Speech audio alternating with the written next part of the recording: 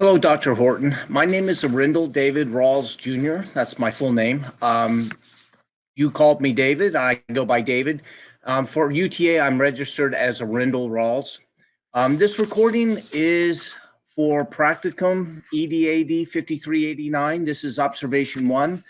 The observation is going to be a recording of me leading a science PLC meeting. I work at Hurst Hills Elementary School in the Hurst Euless Bedford Independent School District. Our school has about 500 students and about 65 staff members. The Science PLC is a smaller PLC. It's composed of 6 members. Valerie Turney, who will be referred to in the video, was absent due to a medical emergency, represents 6th grade. I represent the 5th grade. Rebecca Harris will be the representative from the 4th grade. Christy Bassett is from the 3rd grade. And Victoria Hutchins is our music teacher who is a member of our PLC also. Mrs. Showell monitored. She is our assistant principal and she serves as the administrative liaison for the Science PLC. The video of our PLC meeting lasted 61 minutes and 33 seconds in length. And I just wanted to say thank you very much for your time and for your suggestions. And I hope you have a great spring break. Bye. Okay, I am recording. My plan is to use this for part of my class requirement for my practicum at UTA for my educational leadership and policy study. Do I have everybody's consent to use this video for my educational purposes? Yes. Thank you very much. Okay, today for the Science PLC meeting, Valerie is not here. Valerie had a medical emergency that she needed to leave. I sent you a copy of the PLC meeting. The first thing I want just to go over is our norms, and we're a small group, we're family, but we start on time. Cameras turned on, please, but you can mute your microphone. I've already heard my voice echoing. Be courteous and respectful. Please be open, creativity, share questions and ideas, because this is a collaborative meeting and we still have many things that are in the idea process time. And then we will try to end on time at about 4:15, okay? All right, so the first thing that's on the agenda for today is the CIP, the Campus Improvement Plan update. So I've shared that with you. If you would like to take a look at it. The first thing on the agenda or on the CIP plan, give me a second as I change my size so I can read it, is in the Plan Do Study Act of the CIP, we were looking at the 5th grade DBA results, and we were going to use that to extrapolate and determine or predict student success on the STAR. We took a released STAR test as our pre-test at the beginning of the year in September. Of course, we're waiting for our official DBA, which will be, give me a second, April 15th on tax day. And that will be the basically very reliable data that we can use to determine student growth. I can tell you, since we're focusing on measuring 5th grade performance, that on our CBA 3, that based on that, looking at the pre-test, that we had like 99.6% student growth. There was like one student that was just below the anticipated growth levels. So for the study on April 15th, that would still be pending. So we're still awaiting the science DBA. And as far as actions are concerned, I know we have 2 actions to help those students that are at risk. Chrissy Mueller has begun an online intervention group. We're calling it Science Club Online. And then I will be working with a small group of at-risk students that are coming to school in person. So we're going to continue this for an at-risk student approach in preparation for our DBA, the District Benchmark Assessment. The one thing that we are at the last big curriculum unit. We're studying weathering, erosion, and deposition. And we've talked about this before about vertically using the same vocabulary words. This is historically the lowest scoring section of the STAR test. And this is what I'm using for my slow goal for progress for T-test this year. So I'm in the process of kind of measuring this. So this is a high emphasis area, but after we finish this and natural resources, we will turn completely to STAR review, practicing release STAR test questions. So as far as the actions are concerned, we're going to continue doing what we're doing. We have 2 intervention groups for students that are at risk, and the actual study, the data is still pending April 15th DBA. So that's the first thing. The second one, we were as our goal to consistently incorporate word walls as a strategy to strengthen student vocabulary. And since we've gone hybrid, the idea was not just in the classroom, because the students are not revolving, the teachers are revolving, was to put them online. So I'm dropping my screen so that I can see you. I have all of my word wall vocabulary constructed. I have them all electronically, but I have not found a good medium for sharing them in an online setting to kind of make them in the least bit interactive. The way my vocabulary was set up, I set it up like a brain map, and the concepts with the definitions and pictures that led to understanding were all kind of laid out like a graphic organizer. And the students could refer to that. And then during an assessment, I would cover it. But for the online version, the idea is just to give them access to the vocabulary and facilitate with pictures and things. I am really at a loss. This is not my area of strength. So does anybody have any suggestions how I can convert from, I think I've put them in PowerPoint or Word, I think they're probably Word, into an electronic version that I can share on Canvas? Got ideas? Christy and I are both like, yep. All right. So I have to back you up though, first of all. So, because I'm trying to fill in what you're telling me on this form. Okay.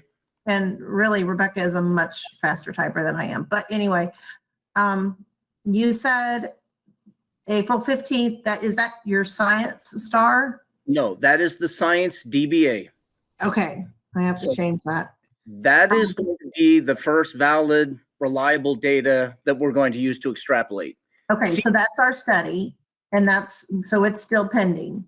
Correct. So that I just put April 15th, science DBA. And then on our act, I've got for this first one, target 1, continue to use the same vocabulary across grade levels. Then we have 2 online science club tutoring groups. Was there something that I missed? One is online and one is in person. Oh, okay. Mrs. Mueller is doing the online science club, and I will be doing the science club with the at-risk in-person students.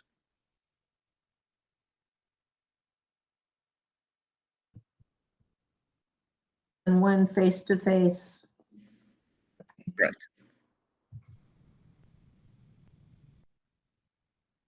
Now, I don't know what you've heard. I had a team meeting today, and it was given to the team leads that they were going to encourage all students online to take the STAR tests.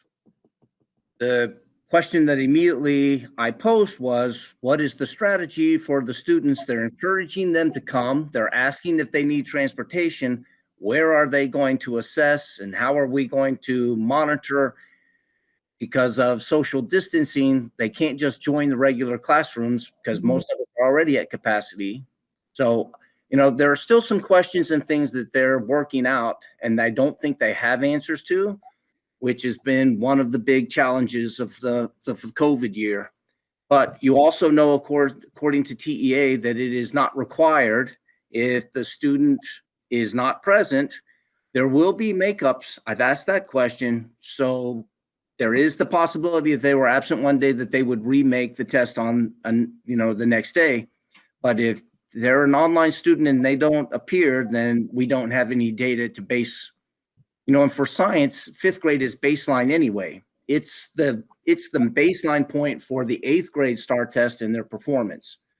So the only thing we compare the 5th grade STAR test to is performance within the district. And then we look at within the region to see how our school is performing and are we with the norm, in the medium or above. So there's still some questions to be answered, but. Well, and I think that there's a lot of people who, given the information that online are not going to be required, that parents are going to be moving their kids online that last 6 weeks. I've already heard that discussion. And so that's a real concern being an online only teacher. Yeah. I did discuss this with Misty, and Misty is encouraging all students to take the STAR test. Now, I discussed this with my students, and my suggestion was, this is baseline data. It's not used for SSI promotion. This is not a graded thing. I am going to encourage them to take it. I think if the students take it, that we will reflect well, but I can't control, if my child stressed on the STAR test and I was a parent, I cannot fault them for opting out on a year when it's a choice. So we'll see. Yeah, I mean, I think it all is really boiling down to a political debate, because there's so many people who feel like we need to get rid of it. And so parents are feeling like this is the statement that they can make to get the point across that it's not needed. Unfortunately, I'm not out there to share my ideas. My idea is assessment is a good thing. If you're not measuring or you have no standard to measure your growth, then what was one of our representatives said, teaching without testing is just talking. And I thought that was a very good quote. Teaching without testing is just talking. So he was adamant about, even though this is a very, shall I say, not reliable year, because Consisting hasn't been teaching. They've been going online and in person and back, or with all the other difficulties. I still think it's a good idea. So, but I don't control that. All right. So for the first one, we're on target. We're just waiting for the DBA. The second one, back to the word walls, strategies. Ladies, you shook your head. You're the ones with the gifts and the skills. I would greatly appreciate any kind of help to transform it from just a Word document into something that's interactive that the students could use or even manipulate. Because a lot of times I've separated the term from the definition, not always putting them together. That could make it like a matching thing if they could sort it. But a lot of the pictures I placed in sequence, like producer, consumer, decomposer. I had the pictures and they didn't have to figure it out. I had bacteria, which many of them wouldn't recognize at the 5th grade, so they could see what a bacterium looked like. But for the producers, that was simple, with the plant, and the consumers, any animal would do fine. But that was okay. But just in general, to stand alone, now I've already separated them into conceptual areas based on the curriculum, but I still need some help. And this may be a project, because once it's there, we can use it in years to come. And my vocabulary my definitions might be a little higher level than 3rd grade, but the vocabulary overlaps. I don't know. Come on, Dale. I said may. You know me better than that, David. Okay. Rebecca, do you want to share what you do? I can, yes. So my personal preference for interactive things is to use Google Slides for a couple different reasons. I've used Jamboard before, which is nice as far as interacting because they can use it, but Jamboard does not have as much teacher control as I like to have. So I use Google Slides because it gives me a little bit more of a way to kind of manage it. So I've done it. I haven't used it actually for a vocabulary word wall because normally I have them do that more independently. we do it in class, but they do it like each on their own computer because they actually all have a copy of their own vocabulary. If you wanted to do it as a group though, you can create it as a Google slide, share it with them. And just before you actually give instructions, I always make sure to have the sharing rights as viewer only so that they can't actually mess anything up until I give instructions for what to do. That's why I like Google Slides better, because Jamboard doesn't let you do that. And then once I've actually given instructions and we're very clear on what to do, I can switch it over to editor. The other reason I like it is because I can go back in and fix changes if something got messed up. And also, unlike Jamboard, I can explain to my fun friends that every single change they make shows up on my version history, and I can tell when someone makes a change, so they're like, oh, so they don't, mess anything up because they know that I can see it. But that allows everyone in the class to actually all be on the same Google slide at the same time and typing or moving and manipulating different parts. You could also share it with just like a smaller group if you wanted to do it that way.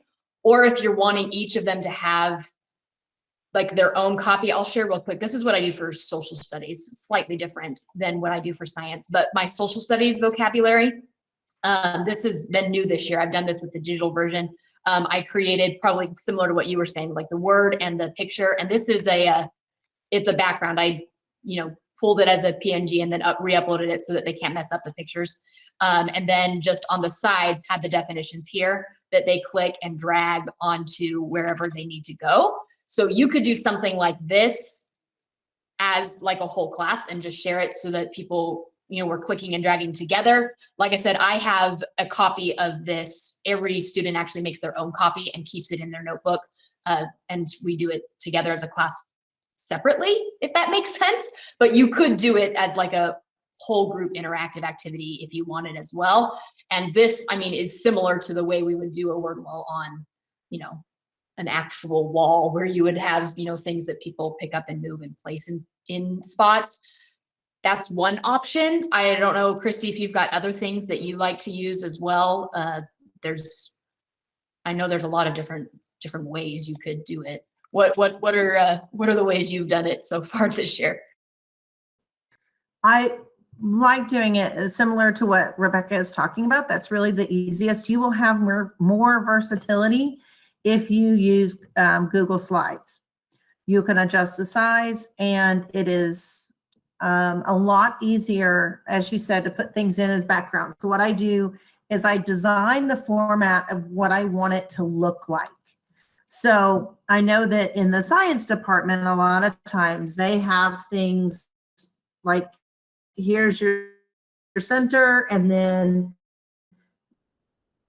it goes out, things like that. You can make that format on your spreadsheet.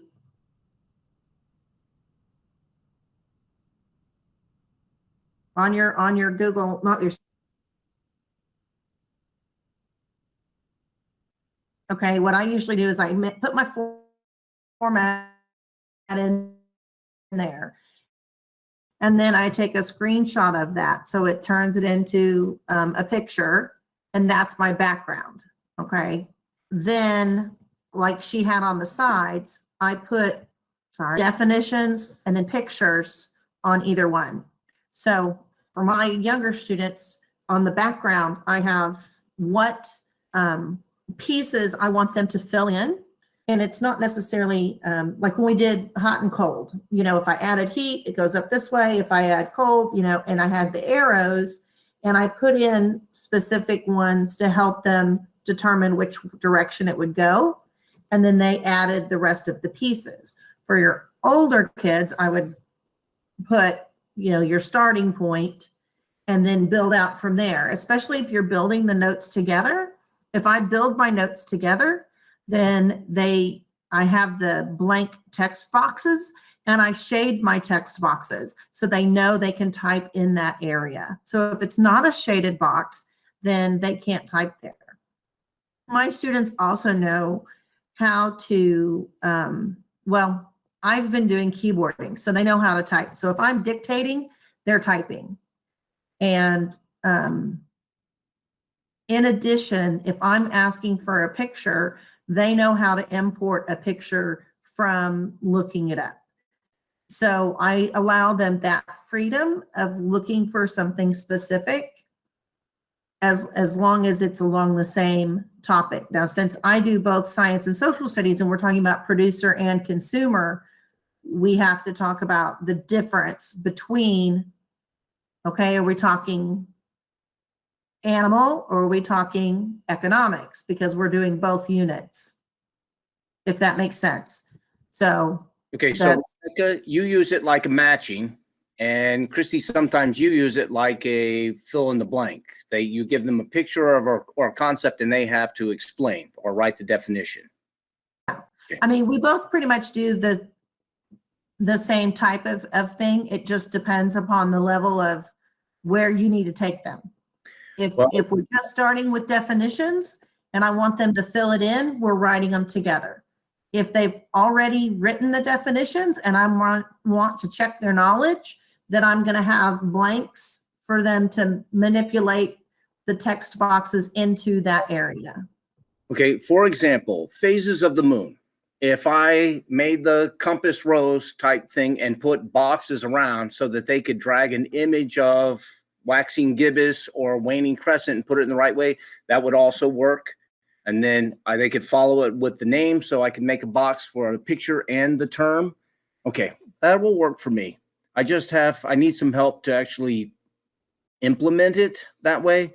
The other thing I was thinking was from the big picture of having a mind map where the students could see the picture and see the way the vocabulary fit. Like when I process, I see things in outline form, major point, 3 subpoints, sub-point. They don't think that way yet. They're not very good note takers, but they're learning. So, all right. Well, that's good because I just need some help, but I would say that that's on task. I mean, it's progressing. It hasn't, definitely for me, hasn't arrived. It sounds like you have much better grasp on it. The other thing, like what you're talking about, doing a mind map for themselves. If you show them on Google Slides, and again, you just have to take a little bit of time to show them where it is, they can go in and insert one of those mind maps like you're talking about. You just have them go into that area and look at if you want them to build a chart or a graph. Under diagram is where you can have them build a lot more, where it's flowing or a flow map. Okay. And then they could even search for a flow map in the Google search for images to insert that and then put in text boxes over the top of it. So within slides, you have so much more flexibility on what you want to create or have them create. So, and using instructional videos that are already out there on YouTube and then running them through SafeShare or another video program that they can watch someone else do it, and they can pause it and then go back and watch it at their own pace is very helpful after you've already gone through how you want them to do it. Okay. All right. The third thing on the campus improvement plan is regarding our family engagement science night. As far as the progress is concerned for the March update, I would say in general, and this is going to be the main topic of our discussion, we are on task, on course. Everything looks good. There are some specific things that we need to talk about, but as far as the CIP is concerned, I think we're in good shape going in for our April 29th Science Night opinions. All right, so in the CIP, I would put that, and Mrs. Donahoe just asked for bulleted points, just small things. I would say that it's in progress, that it's on target, and that it should be, in my opinion, it should be a very good night. I'm anticipating a higher level of participation than the math night had, but I don't know. So it depends on kind of what we talk about and we kind of where we go with our next part of the agenda. All right, so looking at the CIP. It's my understanding supplies are being ordered already. Yes, and let's check the CIP and then we'll go to that. Implement the daily use of the learning objective. We're all doing this with Fidelity. We're using Canvas, creating the PDSA cycle and monitoring student progress. And then we talked at the very beginning about vertically aligning the vocabulary. And I think we're doing a pretty good job with our communication on that. So for the last 3 boxes in the light blue in the CIP, I think all of those things are on target. You agree? Okay. All right. So Christy, if you would add those bullet points and we'll wait for you, but I'll go ahead and discuss. As far as the science family night, the engagement night, this is the remainder of the meeting. We were going to focus on some of the ideas. So the way I had broken it down in the agenda, as far as the science night, it's only going to be an hour from 6 to 7. And our goal was to make it into 2 online or video participation meets where they could choose to do one or the other and then swap, or they could just participate in one. So we will have 2 going on simultaneously, and they will last about 25 minutes to give them time to transition to the next meet. The very first thing that Christy raised was supplies. Supplies have been ordered and we are awaiting their shipment, their arrival. When we get supplies, we can talk about and schedule a kind of an assembly meeting.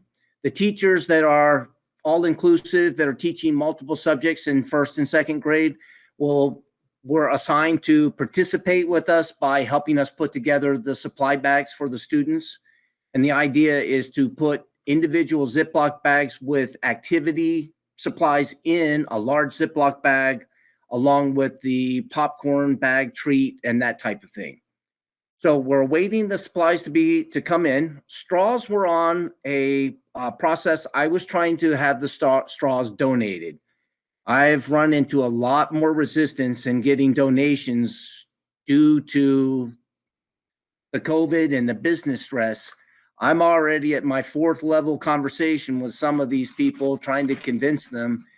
A couple of companies sent me directly to corporate, and when I got to corporate said, we're not doing that at this time. And I'm going, when we have our meeting, I will be sure to endorse those people that are going to be our supporter, our community supporter, and back our students for their development. Because the straws would be individually wrapped as a safety protocol, and it would have their logo on it. And our students eat in the restaurants around here, but I haven't gotten final donations, but it's still pending. Do we have, do you have the tax ID number, letter and all that stuff? Because if we ask Walmart, like the neighborhood Walmart, at the beginning of the month is usually when they make the decisions, and they'll make a $25 or $50 donation.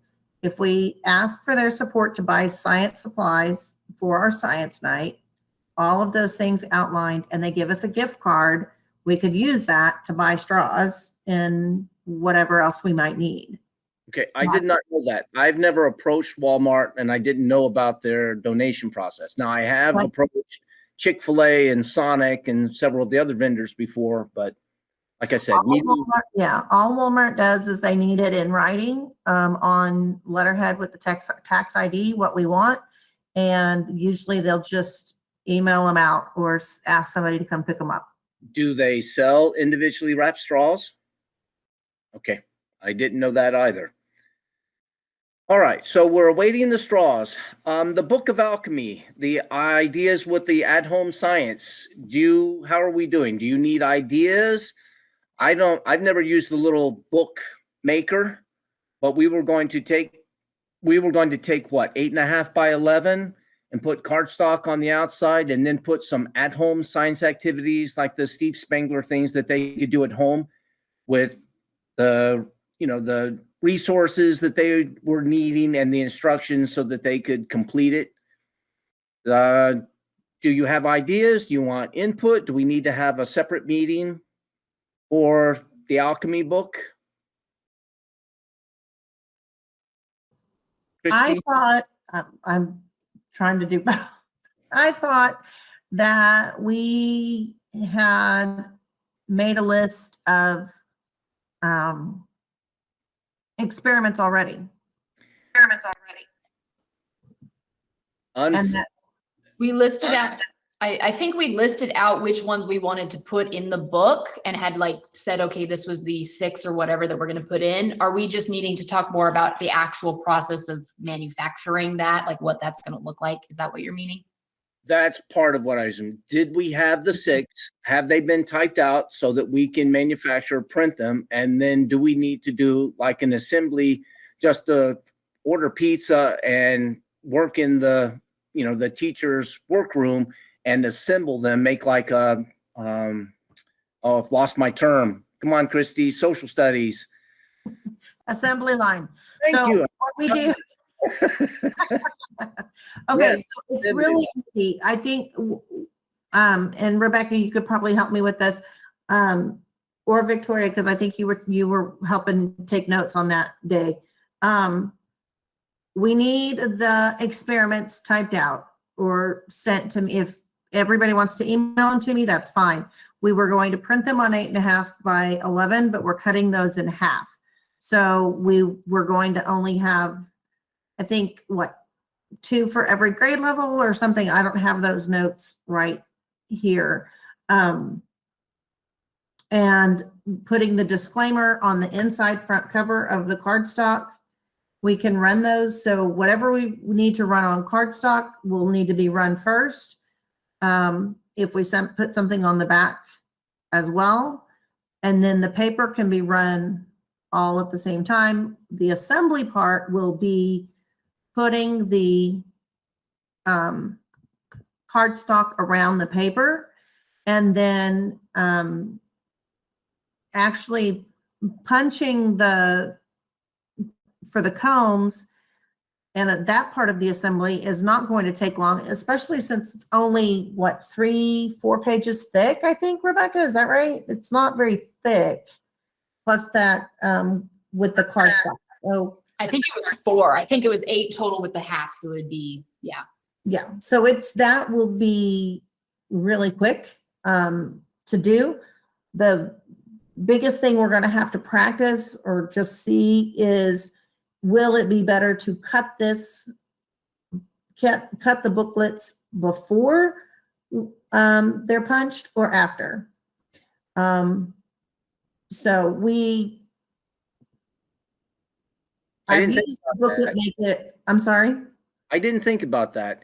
If Yeah. you run it 8.5 by 11, you would put the binding down the side. So when you cut it in half, the binding, the comb you said would be on the left side of the 5.5 by 8. Well, okay,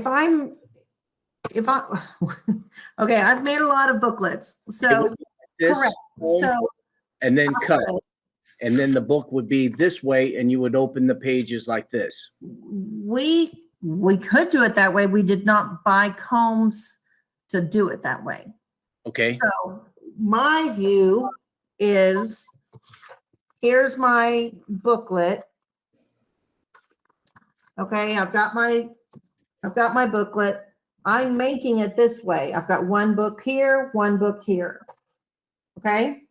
Yes. I cut it now. So there's where I'm going to put my binding comb, and I cut it down in half here, and I flip my book this way. So I think I said the same thing, but are you writing vertically or This way, yeah. yes. Okay. It's I not was going to be correct. yeah, writing the portrait. Got it. Okay. All right. So the books, I think we can handle. We just need to, once we get them all typed up, pick a time, and we'll put that in the calendar email out and send an invitation, and we can put those together, I think, in pretty short order. The question comes in the next section: anticipated participation.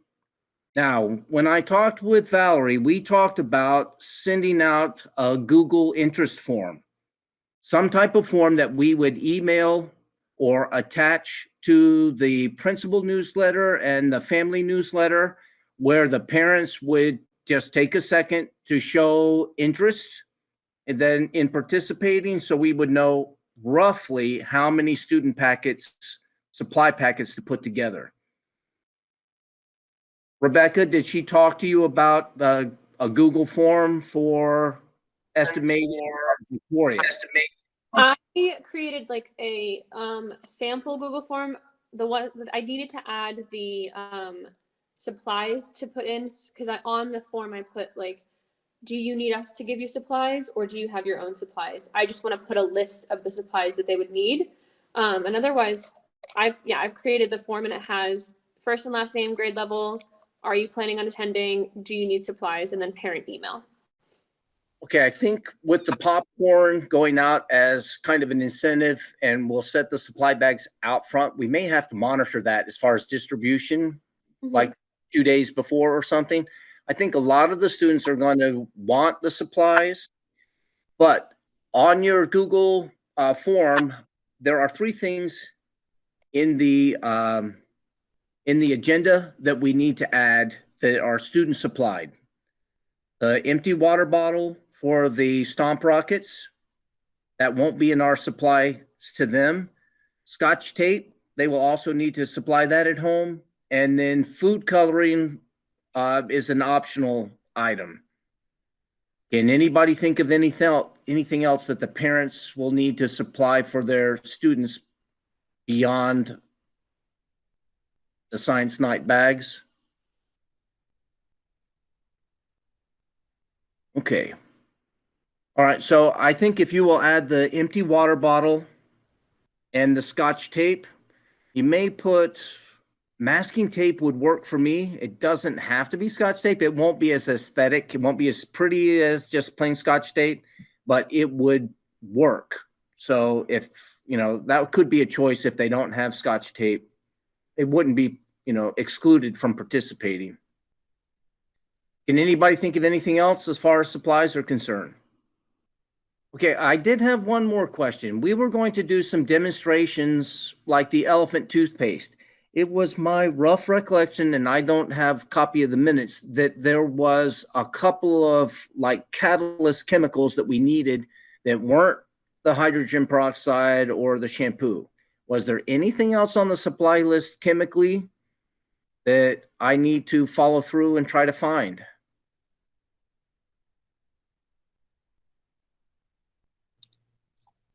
Do you have that recipe written down, or know off the top of your head the different chemicals that it requires besides the hydrogen peroxide?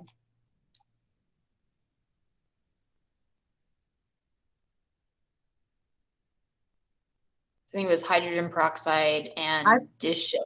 I think that was it. Oh, and yeast. Yes, I found a recipe last night.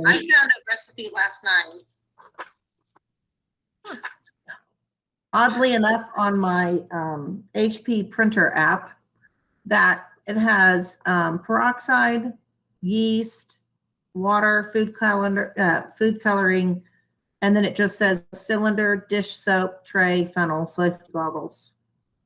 So, and it just has the instructions on here. So, were you planning on doing multiple colors simultaneously so you get a cascade, or are you going to do just one? I don't know. You're the boss on elephant toothpaste. I've never even made the stuff. Well, the last Steve Spangler I saw, he literally had like 5 set up in a row with like cups on a stick, and he inverted them all at the same time. And the next thing you know, there was a prismatic explosion of foam and color coming out of the containers. Now, of course, he's Steve Spangler and he can do all kinds of cool stuff, but it may be cool to have a couple of colors.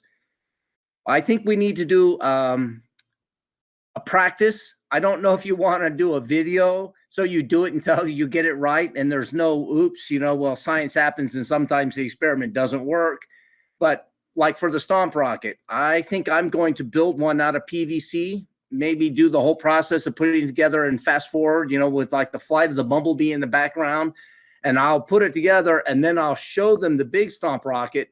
And then I will have a video for those that can't keep pace with the instructions because we're in limited time, that I will let them refer back to for the the water bottle Stomp Rocket, and then how to make those. But I will actively do that as part of my group. So we will do the little straw Stomp Rockets, but I'll have the 2 videos that they can refer to. So I'll make a link.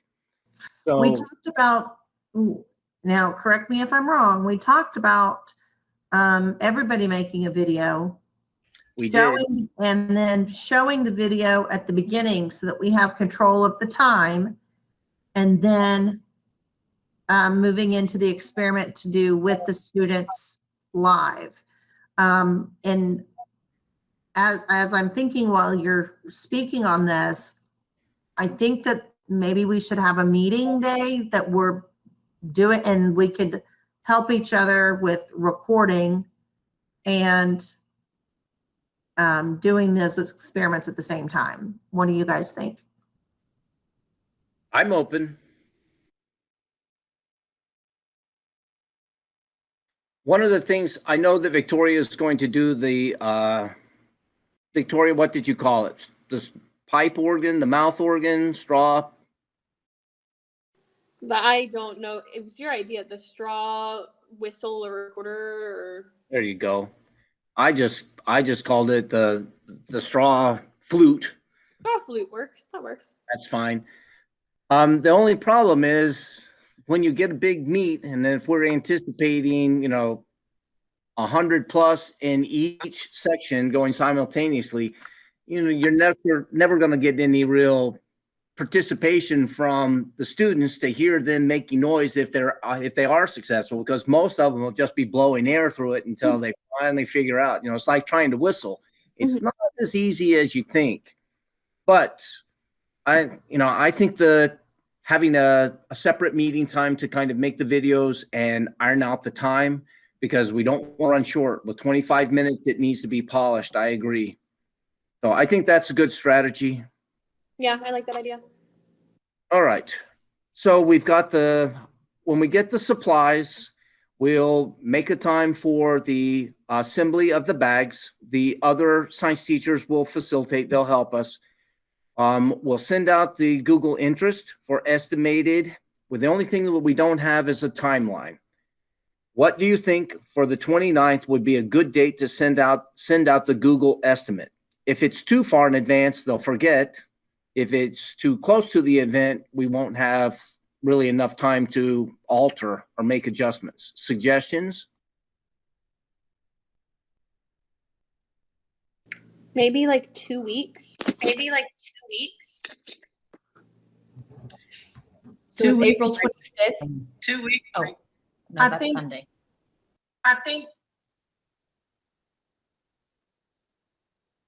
My suggestion is Miss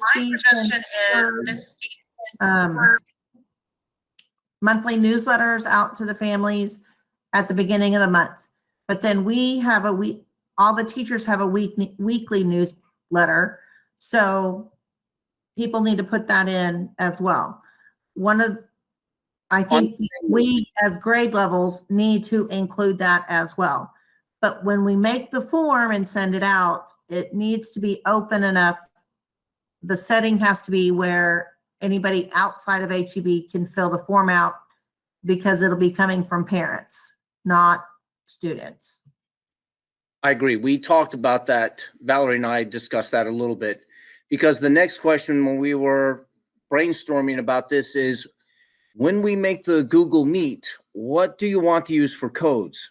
Because we don't want to limit them to logging in only through ClassLink. We want them to be able to use their own personal devices. So can you get a Google Meet ahead of time and change the name to something that's very usable that the parents could easily? Then I say that we go ahead and line that up and, set that up way in advance so that we'll have enough time to publicize, because I'm thinking for promotion, like some posters and the announcements and the marquee and the newsletters. So as soon as we have that decided, we can start sharing that, as long as they know it's only going to be active on that date for the Science Alchemy Night. All right. So bag assembly, putting together the books, ideas for promotion, for advertisements. Now, Cruising Through the Continents did a poster, but they didn't use the school video announcements. Did you see a marquee announcement? Yes? Okay, I would like to use, my opinion is, the newsletters, PTA, principal, team newsletters, grade levels, the marquee, flyers, opinions on flyers.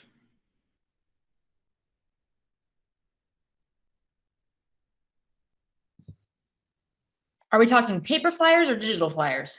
I would do both. I was thinking paper flyers to put in the hands in the Thursday folders for the online in-person students, and some kind of digital thing that could be sent out. So I'm thinking both, and I'm thinking change it up, but repetitive. So repeated, not the same flyer twice, but different flyers 2 or 3 times in order to keep the interest going.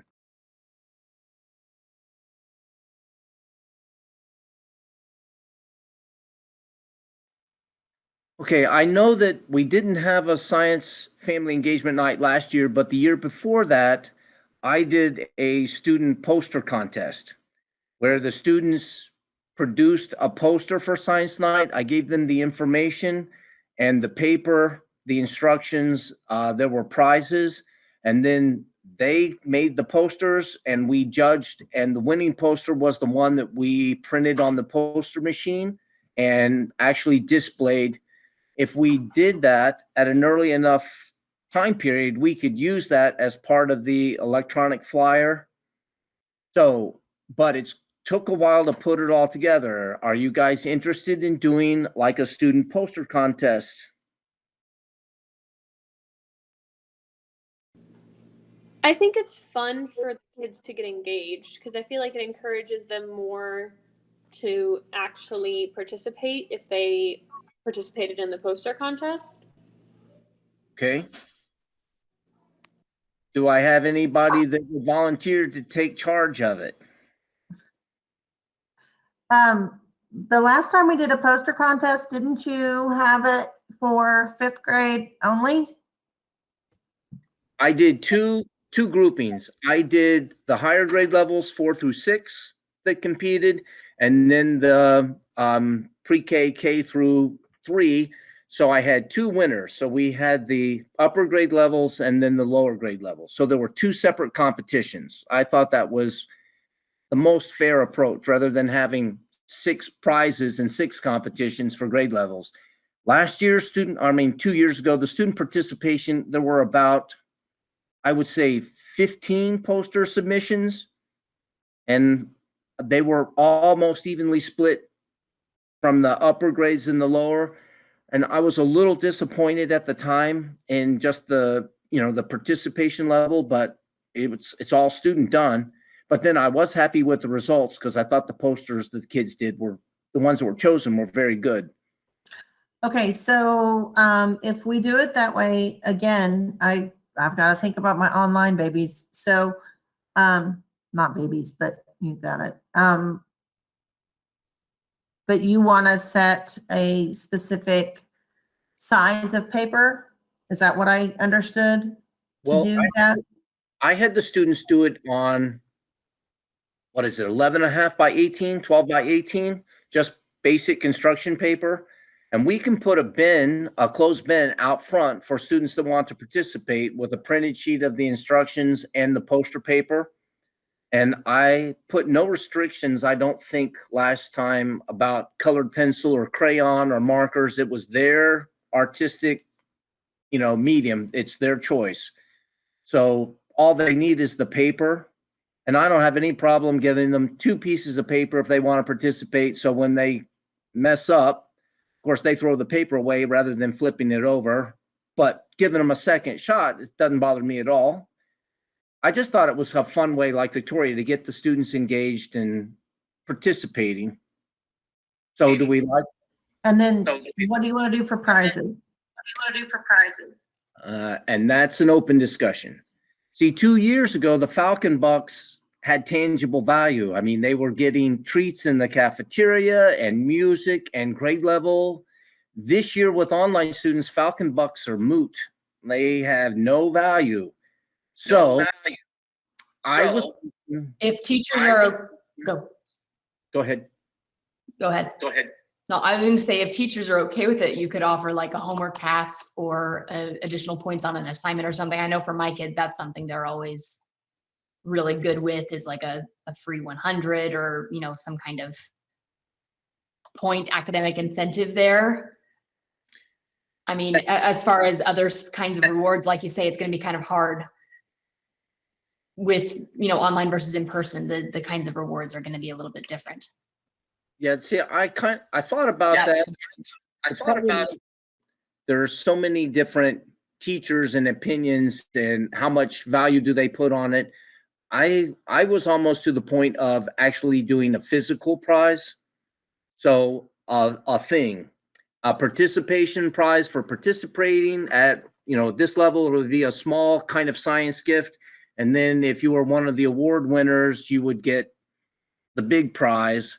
And I've got quite a few science gifts and stuff that I've accumulated over the years that I could put together. If it's not one big thing, I could put together some small things and make like a prize bag for the big, for the big posters, higher grade levels, lower grade levels.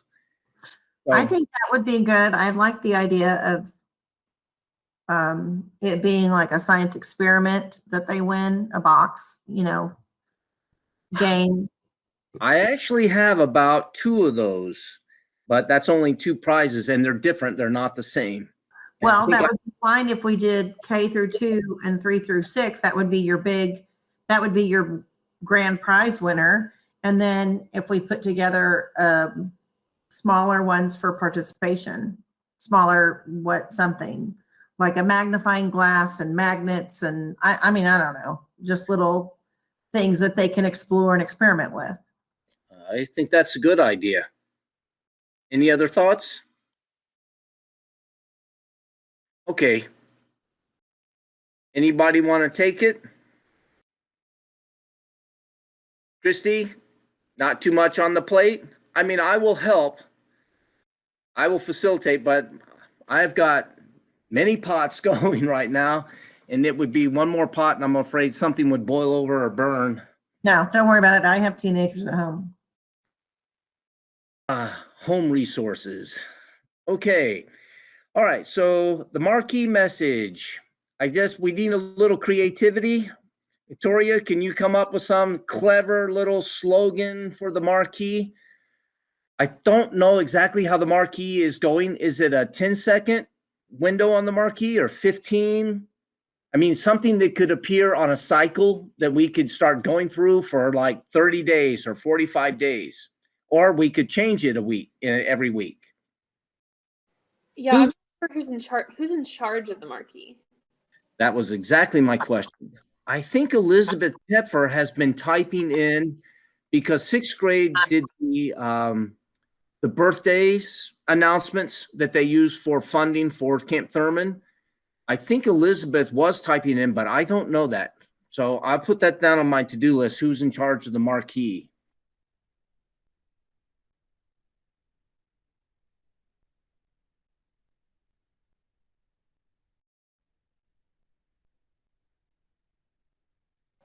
I'm writing it down because otherwise I'll forget. So just some sort of creative like our, because we're calling it the Science Alchemy Night, right?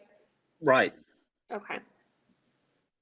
Okay. Something we could come up with, like, have you heard about Alchemy Night? I mean, just a question or something that goes across the screen, and maybe we could do two. I know that Elizabeth, when she did several, she actually had a way to put on some basic graphics. So I'm not familiar with the system at all. I don't know what the limitations and how open it is to creativity, but I know that she did a couple of things, I think like hearts for Valentine's Day and flowers for some other thing. So it does have some limited ability. It's only in red, so there's no color options or anything like that. So it's basic messages. Just, I think the marquee, it's out there. And I know that 40% of our students online, they don't drive by the school except to come get supplies. It won't be much for them, which is a shame. But I think it may have a small impact, at least creating interest. All we have to do for our online people is put the announcement on our Canvas announcements, and then it goes out to everybody. And any parents who are signed up as a, no, I can't think of the term, that they watch their students, they just view what their student gets on, then they'll get that announcement as well.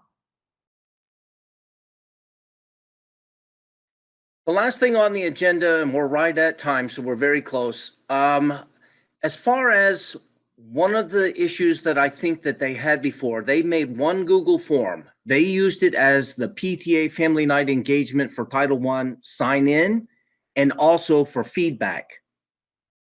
Do we want to do one form? Because to me, the sign in should come at the beginning and then the feedback should come at the end. Obviously, you couldn't get feedback at the beginning. If we do one form, we run the risk of the parents that are engaged and participating don't register, so they're not listed for the federal accountability, how many participants we had. So one of the questions that Valerie and I talked about was one form, two forms, venue, two, Rebecca? Okay, Mr. Rawls, you guys did finish. Did you finish your CIP update thing? Yes, ma'am. Okay. Well, I'm still adding those notes on our, what we have to do, but yeah, it's done. Yeah, Okay. Debbie, the last thing was the PLC, the family night, and that's what we're talking about. Yeah, I'm listening, but I know you started the CIP and then y'all went it back into the thing. So I just want to make sure that CIP thing gets done. Okay. All right. I got Yeah, you. I've been typing the whole time. Okay. I got you. I'm following. Okay. I Thank you. think that we should do two. One, because the first one is just a sign in. Well, okay. If you have attendance, actually, we don't need to do it. If you have attendance on your meeting, okay, then it automatically takes it and then you get a printout. So that is dated and, I mean, it's already, it has on there, it has how many were there, how long they signed in for, and that's for everybody. So I don't think we need one for attendance anymore because we get that from Google, and all we need to do is print that. And then that's our documentation that we've had attendance on our Google meeting. And the only thing we might need to add is go back through, and it's a family of 4. We had 4 kids. We need to, we just need to know how many were there. And that's just a matter of knowing our students or knowing, what's there. So I don't think, now that I'm saying this out loud, I don't think we need to. I think we just need to make sure that we print that attendance that we'll get from Google on whoever sets up or runs that meeting will get.